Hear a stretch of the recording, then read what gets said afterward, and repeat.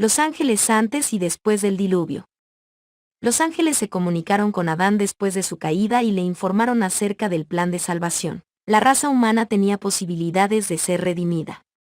Los ángeles informaron a Adán que así como su transgresión había acarreado muerte y ruina, la vida y la inmortalidad aparecerían como resultado del sacrificio de Cristo.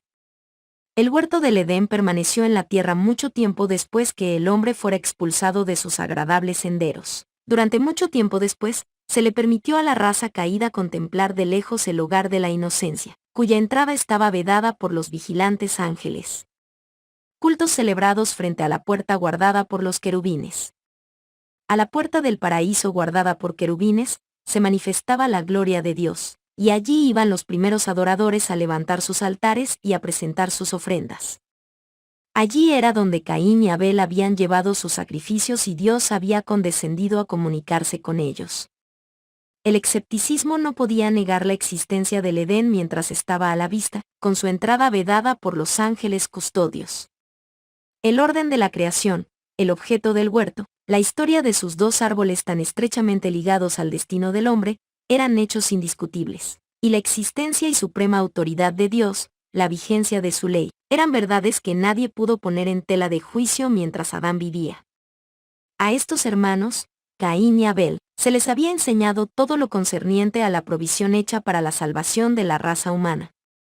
Se les requirió que pusieran en práctica un sistema basado en la humilde obediencia, que manifestaran reverencia hacia Dios y su fe y su dependencia en el Redentor prometido, por medio de la muerte de los primogénitos del rebaño y la presentación solemne de ellos junto con su sangre como holocausto ofrecido al Señor. Caín no estaba dispuesto a seguir estrictamente el plan de obedecer y conseguir un cordero para ofrecerlo con los frutos de la tierra. Simplemente tomó lo de la tierra y pasó por alto el requerimiento de Dios. Abel aconsejó a su hermano que no se presentara delante del Señor sin la sangre de los sacrificios. Caín, puesto que era el mayor, no quiso escuchar a su hermano. Abel trajo los primogénitos de su rebaño, y de los mejores, como Dios lo había ordenado, y con humilde reverencia presentó su ofrenda con plena fe en el Mesías venidero. Dios la aceptó. Una luz procedente del cielo consumió la ofrenda de Abel. Caín no vio manifestación alguna de que la suya hubiera sido aceptada. Se airó con el Señor y con su hermano. Dios estuvo dispuesto a enviar a un ángel para que conversara con él. Este le preguntó por qué estaba enojado, y le informó que si obraba bien y seguía las indicaciones que Dios le había dado, el Señor lo aceptaría y apreciaría su ofrenda. Pero que si no se sometía humildemente a los planes de Dios, y no creía ni le obedecía, ésta no podría ser aceptada. El ángel dijo a Caín que no había injusticia de parte de Dios, ni favoritismo por Abel, sino que como consecuencia de su propio pecado y desobediencia al expreso mandamiento del Señor, no podía aceptar su ofrenda, pero que si obraba bien sería aceptado por el Altísimo. Pero aún después de haber sido fielmente instruido, Caín no se arrepintió. Impulsado por sus celos y su odio, contendió con Abel y lo cubrió de reproches. Mientras Abel justificaba el plan de Dios, Caín se enojó, y su odio creció y ardió contra Abel hasta que en un arrebato de ira le dio muerte. Adán y los ángeles instruyen a los antediluvianos.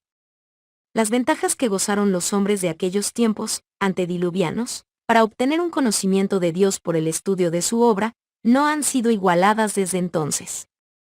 Lejos de ser una era de tinieblas religiosas, fue una edad de grandes luces. Todo el mundo tuvo la oportunidad de recibir instrucción de Adán y los que temían al Señor tuvieron también a Cristo y a los ángeles por maestros. En aquellos días, antes del diluvio, los hombres vivían cerca de 1000 años, y los ángeles los visitaban con instrucciones directas de Cristo. Enoc escuchó de labios de Adán la dolorosa historia de la caída y la preciosa historia de la condescendiente gracia de Dios, ofrecida en el don de su Hijo como Redentor del mundo. La creyó y confió en ella. Enoc era un hombre santo, servía a Dios con corazón indiviso. Al ver la corrupción de la familia humana, se apartó de los descendientes de Caín y los reprobó por su gran maldad. Su alma se disgustaba al verlos cada día pisotear la autoridad de Dios. Decidió apartarse de ellos y dedicar la mayor parte de su tiempo a la reflexión y a la oración. Esperaba en Dios y oraba para comprender su voluntad más perfectamente a fin de poder cumplirla. Dios se comunicaba con Enoc a través de los ángeles y le daba la divina instrucción. Le hizo saber que no contendería con la rebelión del hombre para siempre, sino que era su propósito destruir la raza pecaminosa mediante un diluvio que caería sobre la tierra. El Señor desplegó más ampliamente ante Enoc el plan de salvación. Mediante el espíritu de profecía, lo condujo a través de las generaciones que vivirían después del diluvio, y le mostró los grandes eventos relacionados con la segunda venida de Cristo y el fin del mundo. Enoc tenía interrogantes en relación al estado de los muertos. Le parecía que tanto los justos como los impíos llegarían a su fin en el polvo de la tierra. No podía percibir la vida de los justos más allá de la tumba. En visión profética fue instruido acerca del sacrificio del Hijo de Dios por el hombre, y su venida en las nubes del cielo acompañado de la hueste angélica, para dar vida a los justos muertos y rescatarlos de la tumba. Enoc repitió fielmente a la gente todo lo que se le había revelado a través del espíritu de profecía. Algunos creyeron sus palabras y se apartaron de su impiedad para temer y adorar al Altísimo. Enoc elegía ciertos periodos para apartarse, y no deseaba que la gente lo encontrase, pues interrumpía su santa meditación y comunión con Dios. Sin embargo, no se separaba permanentemente de la sociedad de aquellos que lo amaban y escuchaban sus sabias palabras. Tampoco se apartaba plenamente de los corruptos. Se encontraba con los buenos y los malos, y trataba de tornar a los impíos de sus malos caminos. Enoc crecía en espiritualidad a medida que se comunicaba con Dios. El Señor amaba a Enoc porque éste lo seguía consecuentemente, aborrecía la iniquidad y buscaba con fervor el conocimiento celestial para cumplir a la perfección la voluntad divina. Anhelaba unirse aún más estrechamente a Dios, a quien temía, reverenciaba y adoraba. El Señor no podía permitir que Enoc muriera como los demás hombres. Envió pues a sus ángeles para que se lo llevaran al cielo sin que experimentara la muerte. En presencia de los justos e impíos, Enoc fue retirado de entre ellos. Los que lo amaban pensaron que Dios podía haberlo dejado en alguno de los lugares donde solía retirarse, pero después de buscarlo diligentemente, en vista de que no lo pudieron encontrar, informaron que no estaba en ninguna parte, pues el Señor se lo había llevado. Los carros de fuego de Dios fueron enviados para buscar a este santo hombre y conducirlo al cielo. El Señor me mostró en visión otros mundos. Me fueron dadas alas y un ángel me acompañó desde la ciudad a un lugar brillante y glorioso. Después me transportaron a un mundo que tenía 7 lunas, donde vi al anciano Enoc, que había sido trasladado. Llevaba en su brazo derecho una esplendente palma, en cada una de cuyas hojas se leía escrita la palabra Victoria. Ceñía a sus sienes una brillante guirnalda blanca con hojas, en el centro de cada una de las cuales se leía Pureza. Alrededor de la guirnalda había piedras preciosas de diversos colores que resplandecían más vivamente que las estrellas y, reflejando su fulgor en las letras, las magnificaban. En la parte posterior de la cabeza llevaba un moño que sujetaba la guirnalda, y en él estaba escrita la palabra Santidad. Sobre la guirnalda ceñía Enoc una corona más brillante que el sol. Le pregunté si aquel era el lugar a donde lo habían transportado desde la tierra. Él me respondió, no es este. Mi morada es la ciudad, y he venido a visitar este sitio.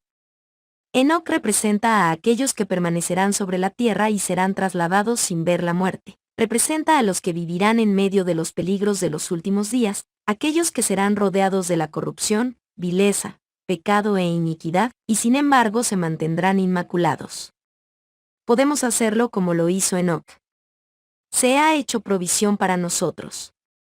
Ángeles de Dios que exceden en fortaleza son enviados a ministrar en favor de aquellos que serán herederos de la salvación. Cuando estos ángeles ven que estamos haciendo todo lo que está de nuestra parte para ser vencedores, entonces hacen su parte, y su luz brilla a nuestro alrededor disipando la influencia de los malos ángeles que nos rodean. Crean una muralla como de fuego alrededor nuestro. Noé.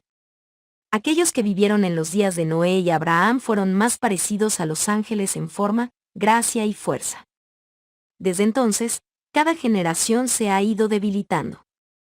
Más de 100 años antes del diluvio, el Señor envió un ángel al fiel Noé para hacerle saber que no tendría más misericordia de los miembros de la raza corrupta.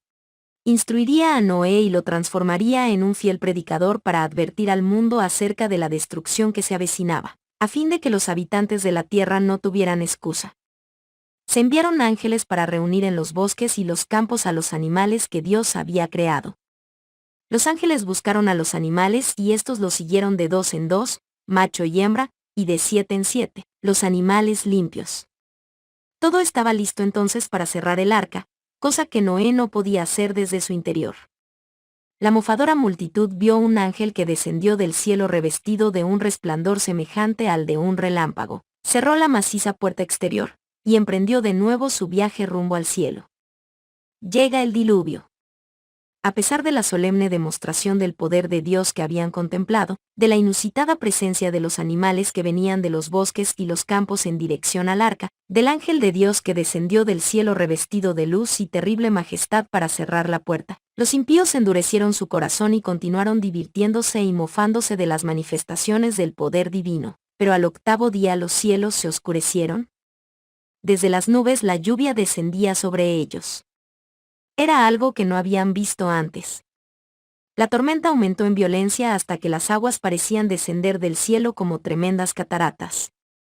Chorros de agua surgían de la tierra con fuerza indescriptible, arrojando rocas macizas a cientos de metros de altura, para luego caer y sepultarse en las profundidades de la tierra. La violencia de la tormenta aumentó, y entre la furia de los elementos se escuchaban los lamentos de la gente que había despreciado la autoridad de Dios. Árboles, edificios, rocas y tierra salían disparados en todas direcciones. El terror de hombres y animales era indescriptible. El mismo Satanás, obligado a permanecer en medio de la furia de los elementos, temió por su vida. El arca avanzaba con seguridad. Algunos ángeles sumamente fuertes la guiaban y la protegían de todo peligro. Su preservación a cada instante de esa terrible tempestad de 40 días y 40 noches fue un milagro del Todopoderoso. Después del diluvio, Noé y su familia observaban ansiosamente el descenso de las aguas. El patriarca deseaba salir y pisar tierra firme nuevamente. Envió un cuervo que salió del arca y volvió. No recibió la información que deseaba, y entonces envió una paloma, la cual, al no encontrar dónde posarse, regresó al arca. Después de 7 días soltó de nuevo una paloma, y cuando vieron la rama de olivo en su pico, los 8 miembros de la familia se regocijaron mucho, pues habían estado por largo tiempo en el arca. Nuevamente descendió un ángel y abrió la puerta.